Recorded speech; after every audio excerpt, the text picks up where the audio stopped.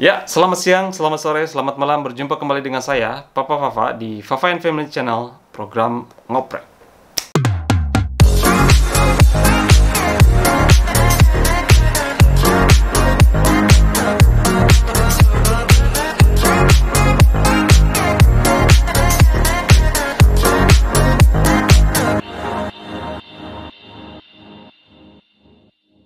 Oke, di video kali ini saya akan membahas kamera-kamera yang pernah dipakai atau yang kita pakai untuk membuat video di Fafa and Family Channel. Dan saya akan langsung bahas kamera pertama yang kita punya, yaitu Canon PowerShot G7X Mark II. Kalian bisa lihat.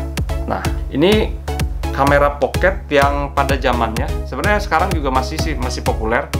Ini kita beli tahun 2018-2019. Pada saat itu ini lagi booming-boomingnya, jadi YouTuber itu mulai bermunculan, dan ini salah satu kamera yang paling sering direkomendasikan untuk YouTuber pemula. Kenapa? Karena ini itu hasil jepretan, hasil videonya itu sangat bagus. Terus salah satu yang bikin ini menarik adalah displaynya ini bisa dibalikin. Jadi kita kalau mau ngevlog, tinggal langsung kayak gini, ya. Makanya ini menjadi salah satu kamera pocket yang mungkin paling banyak dicari oleh YouTuber pemula, guys. Selain itu, ini resolusinya juga, ini sebenarnya nggak 4K tapi 1080p dengan kualitas yang sangat bagus, jadi sangat tajam. Terus kalau kita mau pakai untuk kayak semacam potret, itu blur di belakangnya itu sangat keren, dan shallow field depth-nya itu shallow banget, jadi blurnya itu keren banget pokoknya. Dan kalau kalian pengen lihat hasil footage kamera ini, bisa dilihat di sini ya.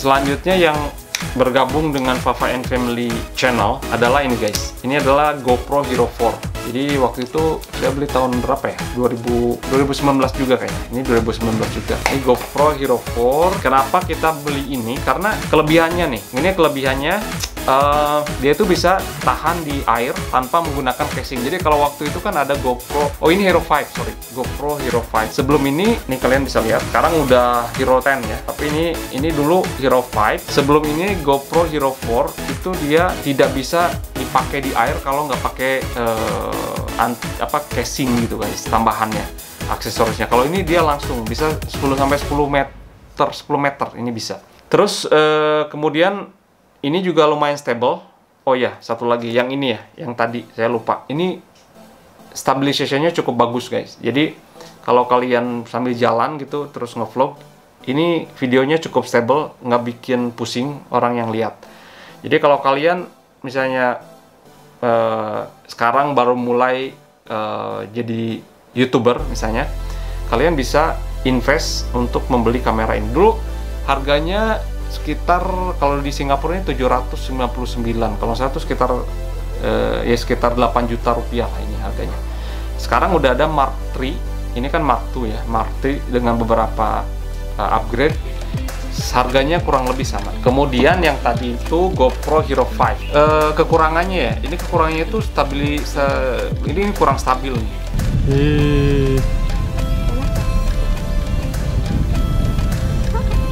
Kenapa dia matiin? Ya udah sampein. Sekarang nak. Sini. Ya, aduh, papa kecek tau. Mas, di sini kita terbangin drone sekali, habis itu kita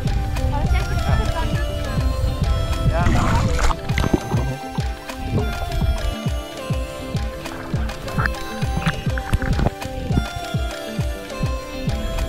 Oke, saudara-saudara, kita sekarang lagi di Haris Barelang.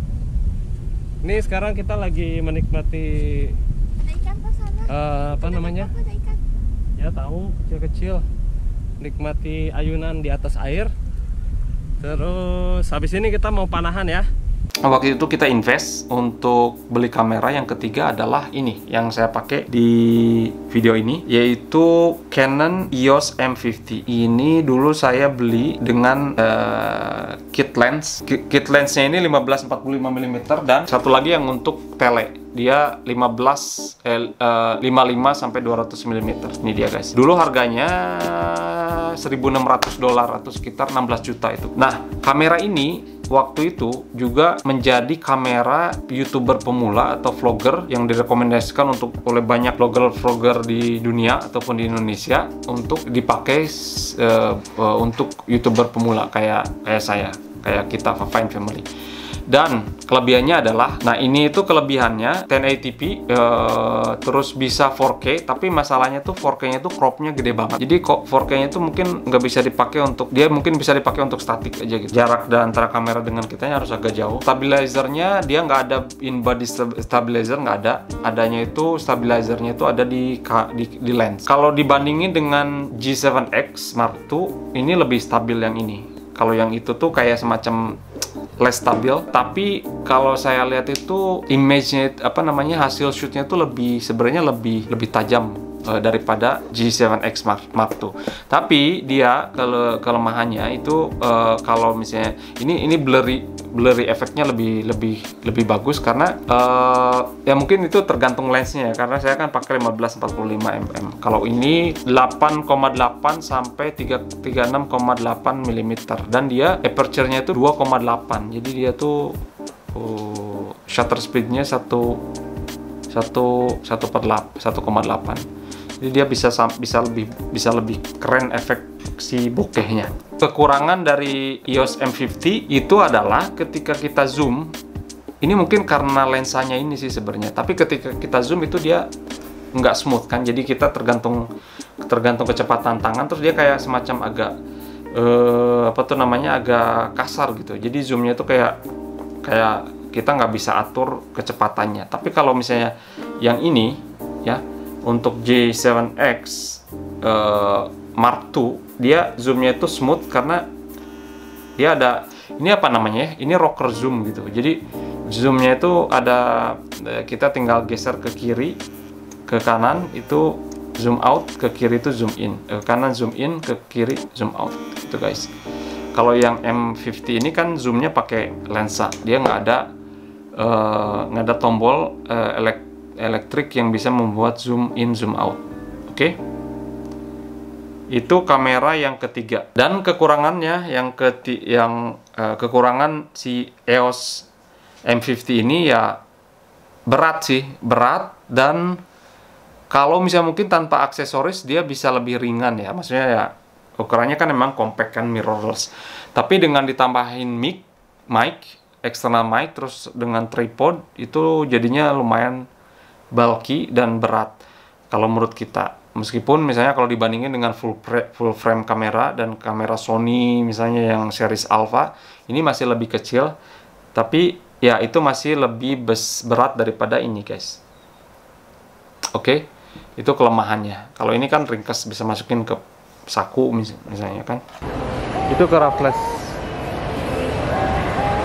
City Mall. Oke, sekarang kita kebingungan mau nyari makan. Itu tuh di pojokan sebelah sana. Nah, tapi itu kayaknya udah tutup deh. Nah, tutup. Kemarin aku nyari-nyari nggak ketemu. Ya udah deh, nanti kita lihat ya. Udah tutup apa belum? Kita cari lagi. Ya kan aku udah bilang.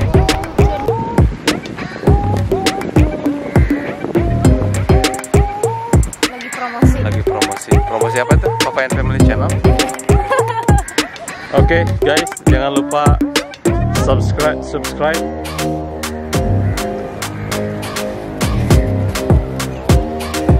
Kamera selanjutnya yang biasa yang kita pakai di Fine Family Channel itu adalah ini guys. Ini dia. Ini adalah sebuah drone DJI Spark.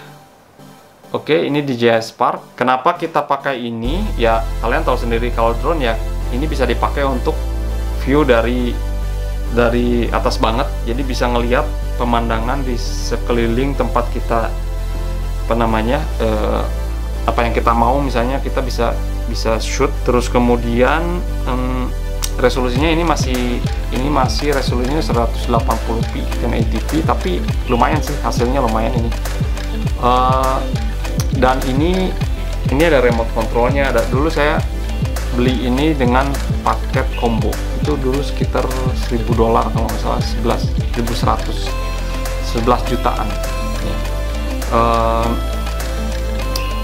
Kelebihannya ya itu dia, kelebihannya bisa dipakai untuk shoot jarak jauh, jadi dari aerial gitu kan, aerial view. Oke, contoh untuk shoot si drone ini bisa kalian lihat di sini ya.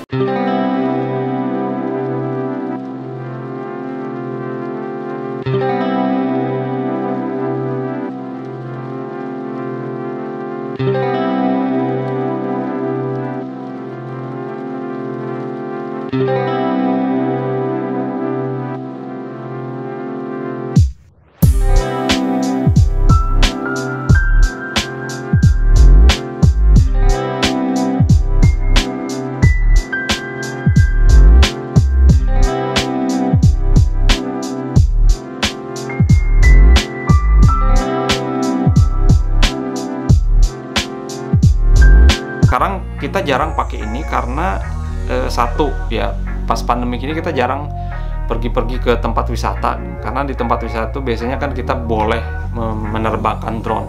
Nah kalau di sini di Singapura ini ada banyak restricted area yang nggak boleh nerbangin drone. Jadi ada beberapa yang diperbolehkan, nah cuman beberapa tempat aja. Jadinya ya kalau misalnya kita ke park, ke beach, itu rata-rata nggak boleh nerbangin drone, itu masalahnya. Dan saya ini udah register di sini nih. Di sini kalau mau nerbangin drone ini harus register. Saya udah register, dan di sini waktu register tuh bayar sekitar $15 atau $20 gitu, terus dikasih nanti stiker, sehingga kita diperbolehkan untuk menerbangkan drone. Dan itu untuk drone yang beratnya lebih besar daripada 250 gram, dan ini kebetulan beratnya memang lebih besar daripada 250 gram. Kemudian setelah itu kita memutuskan untuk membeli ini guys. Ini adalah Insta360 One R, dan ini adalah kamera action dengan modular pertama di dunia. Ini tuh baterainya tuh bisa terpisah guys tuh. Ini baterai, bagian bawahnya tuh baterai. Jadi saya bisa sambungkan di sini, bisa sambungkan juga ke baterai yang lebih kecil seperti ini. Nih, ini bisa. Atau, nah, terus kemudian lensanya bisa diganti. Jadi yang satu ini, bagian ini adalah monitor dengan speaker di sini dan tombol power segala macam, SD card sebenarnya di sini. Dan satu lagi adalah lensa. Nah, lensa ini 360. Saya waktu itu belinya yang paket combo, harganya sekitar 638 $. Kita sudah dapat tambahan 4K wide angle. Nah, ini monitornya tuh bisa di depan kayak gini kalau untuk misalnya selfie atau kayak semacam vlog gitu, tapi bisa juga di belakang ya. Taruh di belakang, kemudian baterainya tinggal diklik di sini, klik sini. Oke.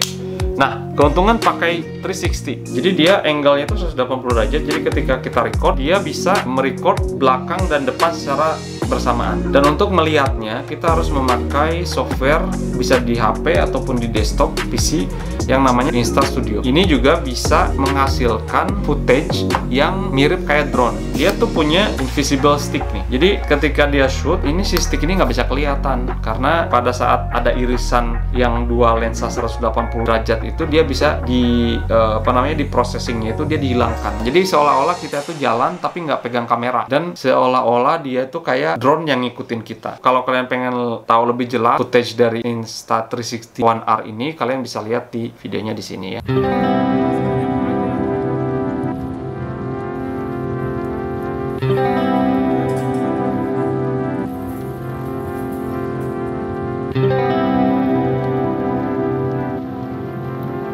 Bawa topi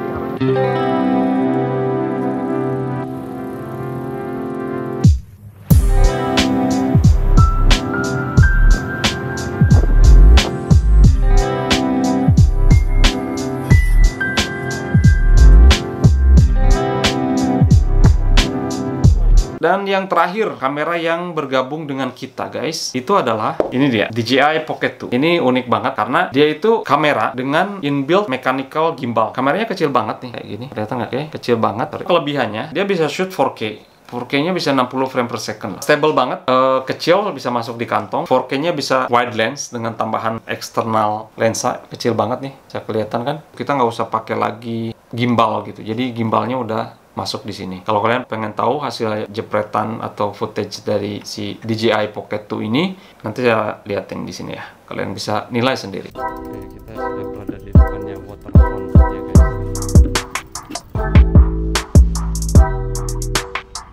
Ini lautnya tenang ya. Kita nggak usah ke sana kan sebenarnya kan? Ajak gitu.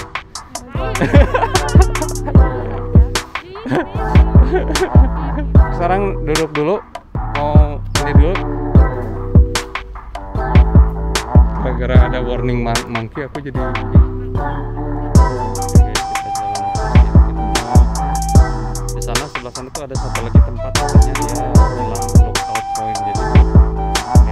Oke, itu aja. Oke. Tapi sekarang di akhir-akhir ini kita juga sering pakai HP untuk membuat video konten dari Fafa Family Channel. Dulu saya pakai ini ya. Ini iPhone 11 Pro Max. Ini hasilnya bagus, tapi akhirnya ini kita jarang pakai ini untuk shoot karena kalau kita saya pakai terus untuk video, misalnya lagi jalan, ini baterainya kan cepat habis. Sementara kan WhatsApp terus ya ini kayak semacam main handphone saya. Jadi kalau misalnya dipakai kamera nanti baterainya habis ya gimana gitu. Nah, akhirnya kita kedatangan Galaxy S21 Ultra. Kita sering sekarang pakai ini untuk mengambil gambar untuk konten-konten di Fafa Family Channel. Ini bisa shoot 8K 4, terus habis itu bisa juga 4K. 4K-nya bisa 60 frame per second. Nah, itu dia guys. Jadi kamera-kamera yang dipakai untuk membuat video di Fafa Family Channel. Jadi untuk yang ini saya akan lihatkan juga hasil dari shoot Galaxy S21 Ultra di sini. Nah, sekarang mau ke pantai dulu lah.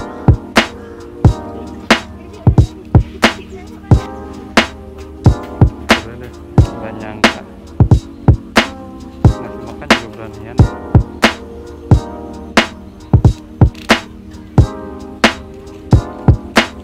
Oke guys, sampai di sini dulu perjumpaan kita kali ini. Kalau kalian pengen tahu lebih detail mengenai performa atau kekurangan dan kelebihan dari setiap kamera yang sudah tadi saya bahas, kalian bisa komen di bawah. Nanti kita akan bahas lebih detail. Sampai di sini dulu. Jangan lupa komen, like, dan subscribe. Dan saksikan terus video-video Fafa Family Channel. Dan ini adalah segmen ngoprek yang saya bawakan sendiri. Selain segmen-segmen lainnya yang ada di Fafa Family Channel. Traveling, kuliner, daily life. Okay? Until next time.